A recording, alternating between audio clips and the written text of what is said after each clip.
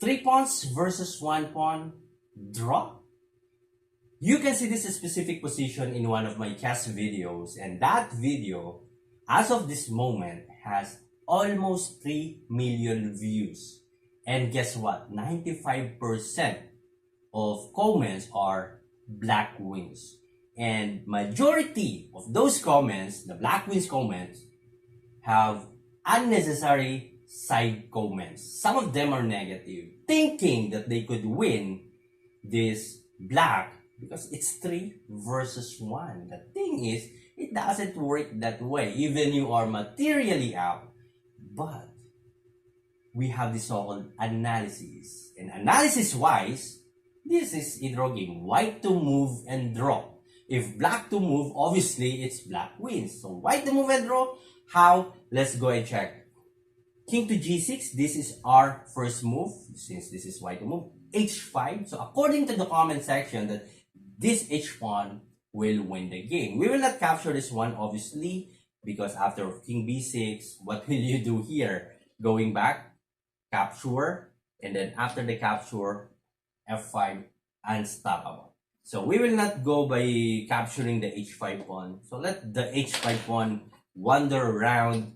So after of king to g6, h5, king takes g7, and here two options for black, h4 or king to b6. So let's go by moving all pawn here, and then later on we will go by moving the king. What will happen if we will keep pushing the h pawn?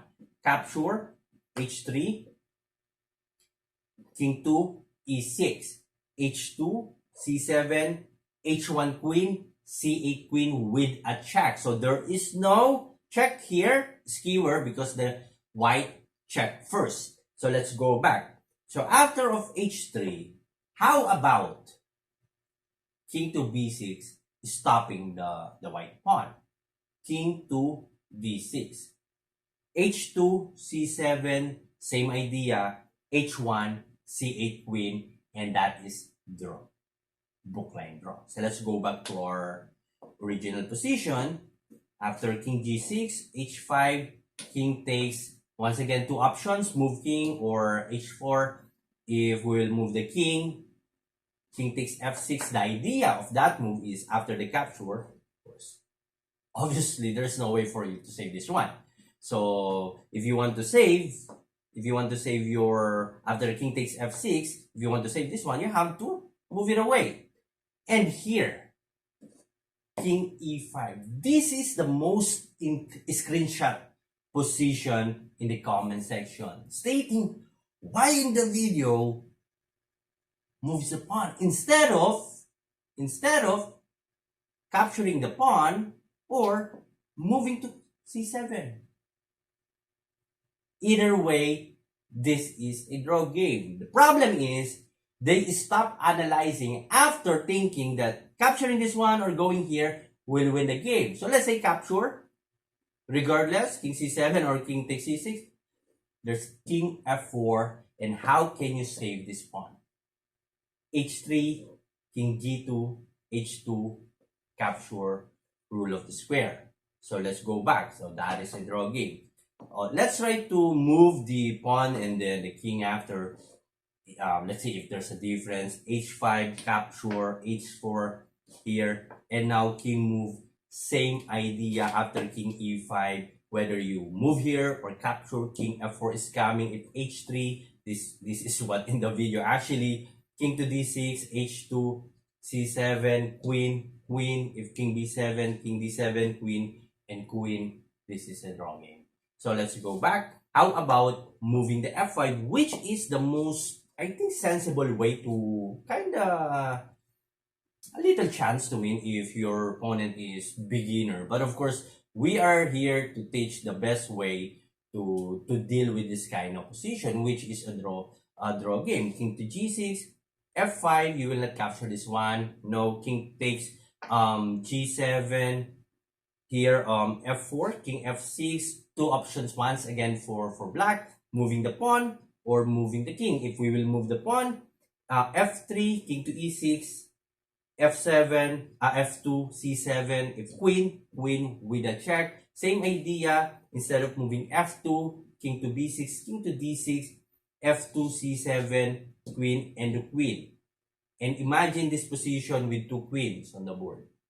Thinking that black has what? Extra pawn. The problem is, if black stops checking, it is now white checking. So this is also a theoretically draw or bookline draw. Let's go, just imagine, this is queen. Let's go by moving check here. So you only have to do is to avoid the double check. King to g6, f5, king takes g7, f6.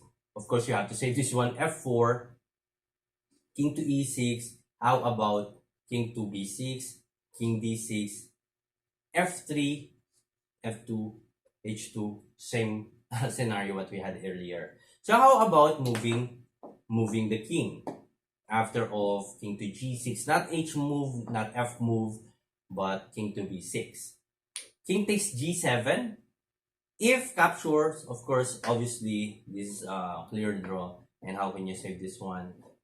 That's a draw. So king b6. Let's try again. King g6, king b6, king takes g7. If you will move the pawn, this is the same scenario we had earlier for h pawn moving h4. Because if you will capture king to g5, h4, same scenario. And actually, black has a lose here. If there's someone who messaged me that I will move the h5 and f5, and that is actually a lose for black. How? h5 capture and f5. So after all, king f6 attacking this one, f4, and king to e6. This is now might a problem for black. There's f3 here, f2 check, and how can you now protect the f7, the f3 and the h5 after check moving here, and you can just go here attacking this one, and this h5 one is game over now. So moving the h5 and f5 simultaneously or consecutively, I mean, will lead to a loose game for black.